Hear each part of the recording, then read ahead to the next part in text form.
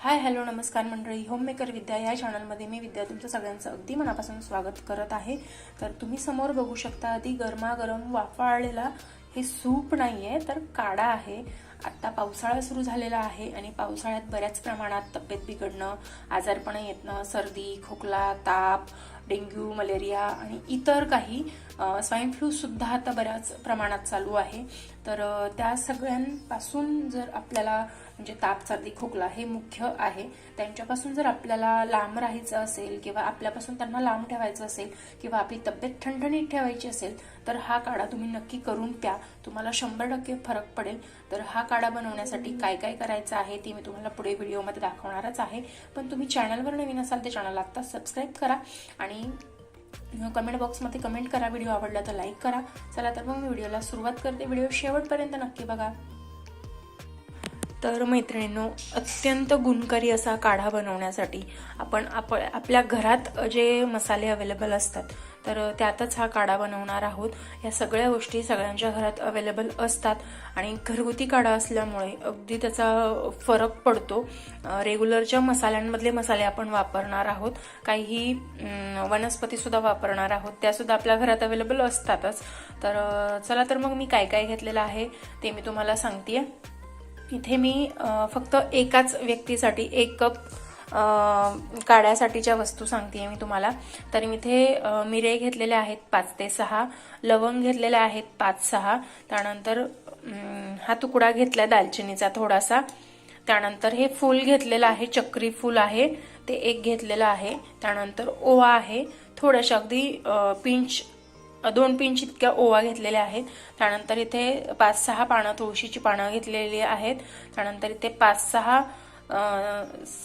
पुदिन्याची पानं आहेत आणि त्यानंतर आपला गवती चहा घेतलाय थोडासा। तर इतक्या सगळ्या वस्तू वापरून मी काढा बनवणार आहे। त्यानंतर तुम्ही यामध्ये चिमूटभर हळद सुद्धा ऍड करायची आहे, कारण पावसाळ्यात सर्दी, खोकला, ताप येणं आणि त्यानंतर बरेचशा गोष्टी उद्भवतात आपल्याला, तर हळद सुद्धा अत्यंत गुणकारी आहे। तर या सगळ्या वस्तूंचा वापर करून आपण काढा बनवणार आहोत।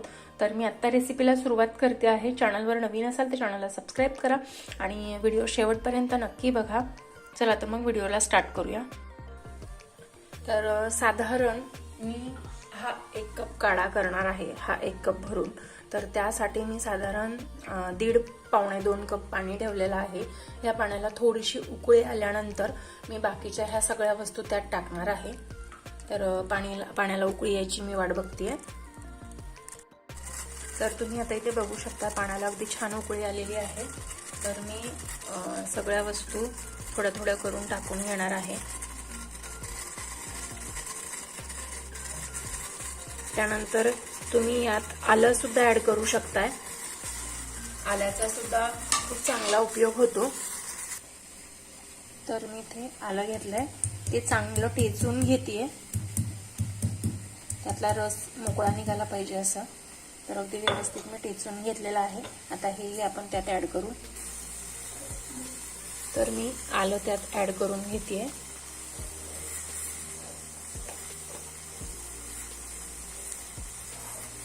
त्यानंतर मी तुम्हाला आधीच सांगितल्याप्रमाणे अगदी थोडीशी हळद किंचित टाकणार आहे, जास्त नाही टाकणार आहे मी, अगदी थोडीशी हळद, अगदी छान उपयोग होतो याचा आपल्याला।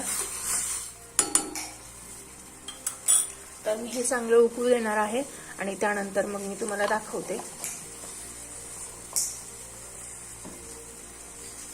हवं तर तुम्ही कमी गॅसवरती सुद्धा होऊ देऊ शकतात, पण पाणी हे होण्यासाठी खूप जास्त वेळ लागतो, त्यामुळे मग मी थोडं फास्ट गॅस होऊ देणार आहे।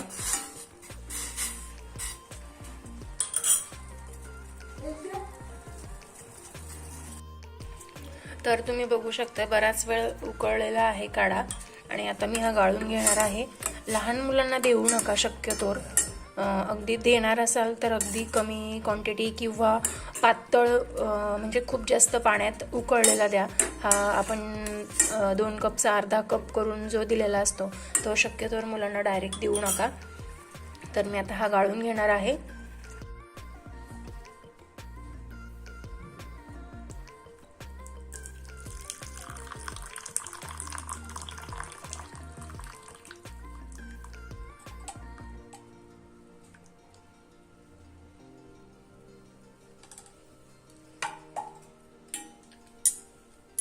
तर तुम्ही बघू शकताय मस्त असा मी काढा गाळून घेतलेला आहे आणि अगदी छान गरमागरम वाफाळलेला काढा आहे।